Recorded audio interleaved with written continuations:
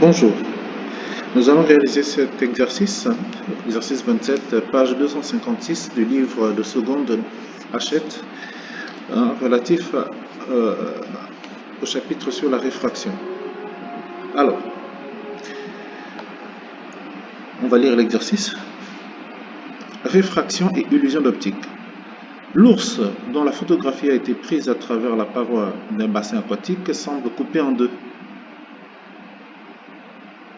La paroi d'un bassin aquatique est constituée d'une lame de verre à face parallèle d'épaisseur 1 cm. La lumière diffusée par un point A du corps de l'ours situé au-dessus de l'eau traverse successivement l'air, la paroi de verre, avant de se retrouver dans l'air à nouveau. La situation est schématisée ci-dessous. La lumière diffusée par un point B du corps de l'ours situé au-dessous de l'eau traverse successivement l'eau, la paroi de verre puis l'air. La situation est schématisée ci-dessous. Question 1. Un rayon lumineux arrive sur la paroi avec un angle d'incidence de 35 degrés. Calculez l'angle de réfraction I2. Dans la première situation, et petit b dans la deuxième situation. Donc, nous allons commencer par la première question. D'accord? Alors,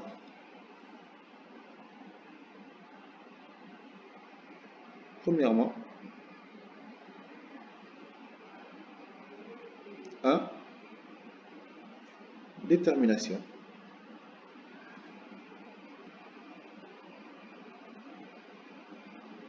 De l'angle de réfraction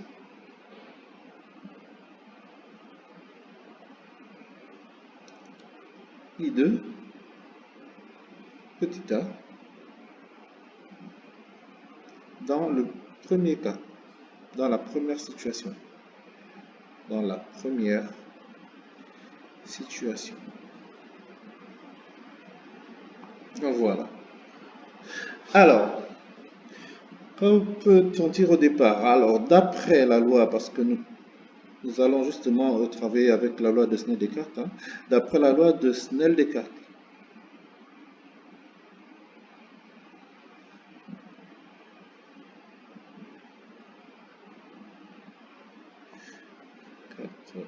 loi relative à la réfraction,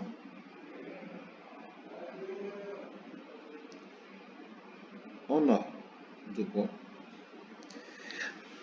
Alors, nous sommes bien sûr la première situation.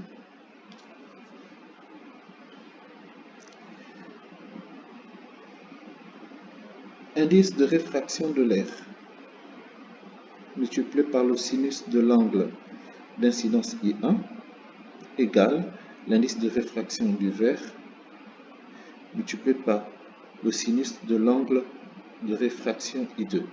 Donc l'angle recherché. On peut transformer tout cela en posant que sinus I2 égale l'indice de réfraction de l'air sur l'indice de réfraction du verre multiplié par le sinus de l'angle d'incidence I1. On ne cherche pas le sinus, on veut l'angle I2. Alors, pour avoir l'angle I2, donc on va poser que I2 égale, on va prendre une fonction inverse de sinus. Cette fonction, on l'appelle arcsinus de sinus I2. On obtient alors l'arcsinus de NR sur N vert, multiplié par le sinus de I1. On peut faire l'application numérique, alors on obtient que I2 égale arcsinus de 1,0 sur 1,50 multiplié par sinus 35 degrés. Alors, on fait le calcul directement. La calculatrice étant déjà paramétrée en degrés. Alors, seconde fonction. Ah non, c'est pas ça. Désolé. C'est pas grave. Voilà. Seconde fonction. Voilà. Donc, on a la fonction inverse.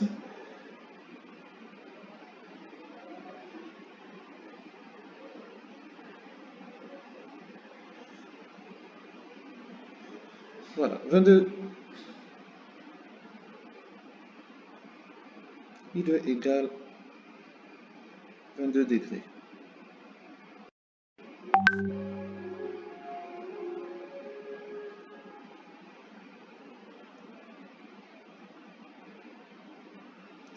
On va les réécrire correctement.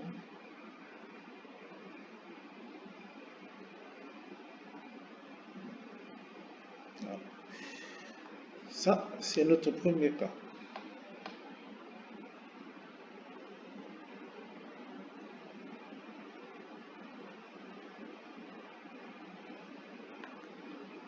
Deuxième cas,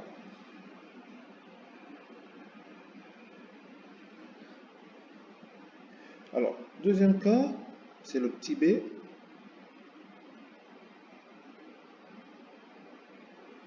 Alors, le deuxième cas, c'est dans la deuxième situation.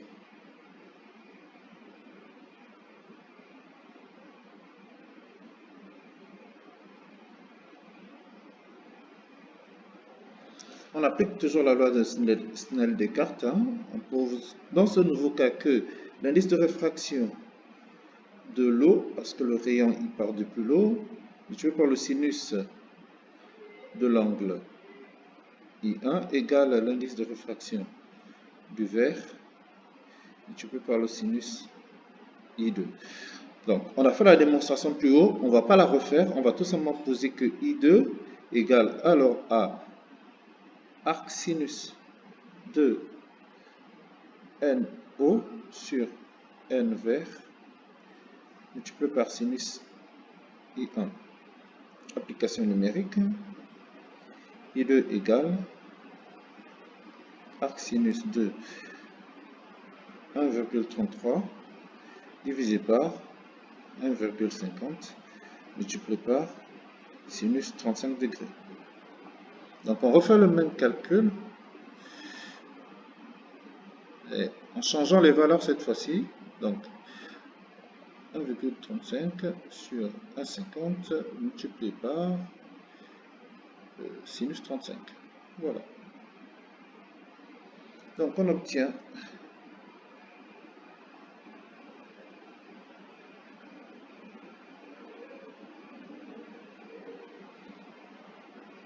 I2 égale 31 degrés. Alors, un élément important à mentionner. Ici, nous avons une valeur avec deux chiffres significatifs. Là, nous avons des valeurs avec trois chiffres significatifs.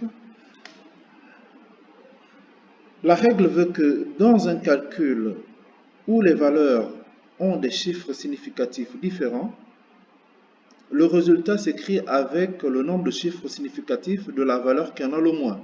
Donc nous allons justement écrire nos résultats avec deux chiffres significatifs parce que nous avons une valeur qui a deux chiffres significatifs et une autre valeur qui a trois chiffres significatifs. C'est la règle. Au moins, on ne fera pas d'erreur. Voilà. Pourquoi peut-on écrire que l'on retrouve l'angle I2 en entrée et en sortie de la plaque de verre? Parce que, ça c'est une propriété mathématique des angles alternes internes. Donc nous savons que les angles alternes internes sont égaux. Donc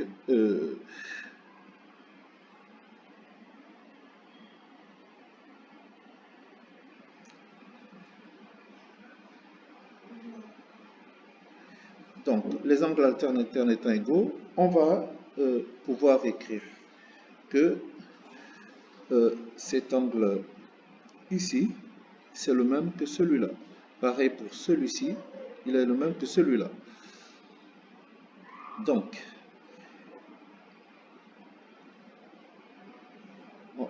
voilà, les angles alternes internes, voilà,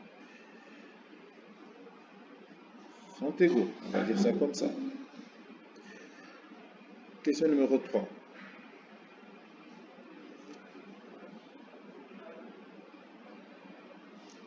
Calculer l'angle de réfraction I3 du rayon lumineux parvenant à l'observateur. Alors, calcul du rayon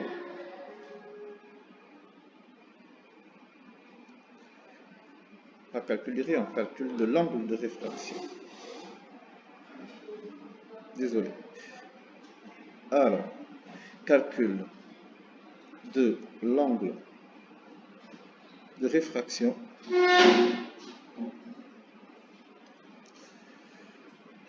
I3. Alors, comme tout à l'heure, nous avons deux cas. Premier cas, dans la première situation, petit a, dans la première situation.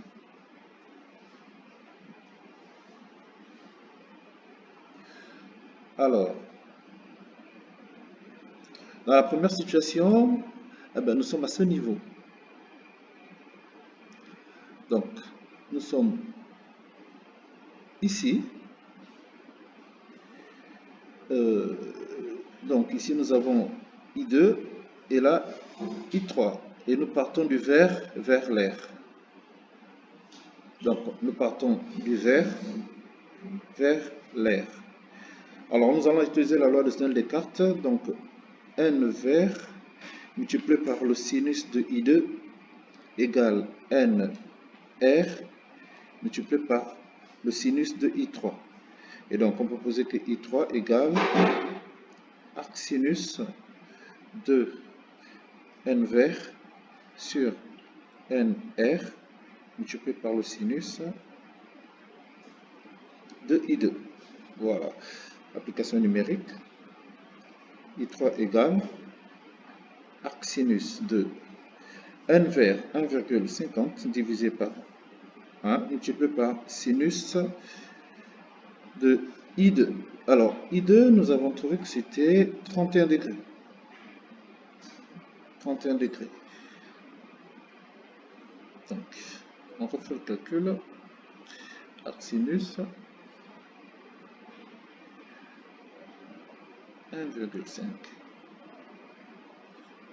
multiplié par sinus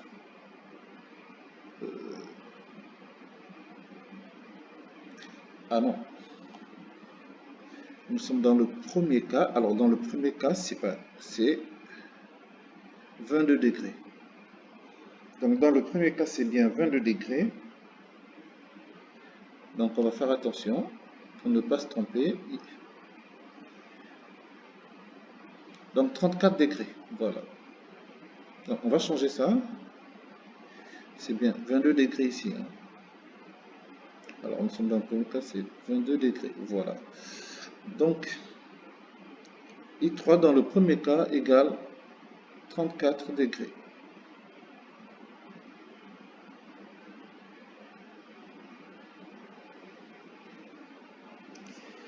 Donc, pour le B, dans le deuxième cas, dans la deuxième situation, d'accord? Attention. Donc, dans la deuxième situation,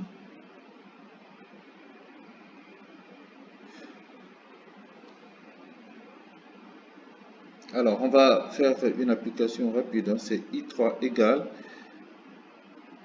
arc sin de. Alors, on va faire attention, d'accord. On sait que dans la deuxième situation, on part du vert à l'air aussi. D'accord? On part du vert à l'air. Donc ce sera n vert sur nr multiplié par sinus I2. Alors, application numérique, sinus 1,50 sur 1,0. Alors, multiplié par sinus. Cette fois-ci, alors, dans le deuxième cas, c'était 31 degrés. 31 degrés.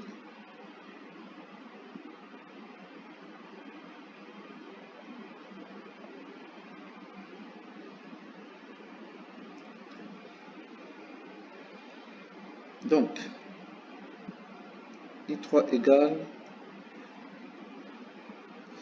51 degrés. Voilà.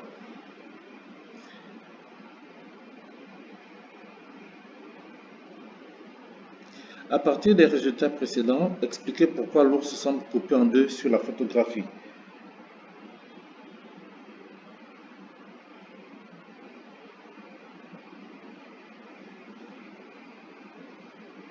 Donc, vous voyez bien qu'avec ce que nous avons obtenu, que les rayons réfractés, selon qu'ils partent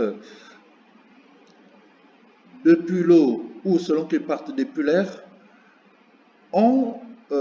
arrivent au niveau de I3 avec des angles I3 différents. Donc les rayons réfractés auront des directions différentes, ce qui va justement amener tout observateur qui est placé au-dessus de l'eau à voir l'ours comme si la tête était coupée. Voilà. Je vous remercie pour votre attention et à la prochaine fois.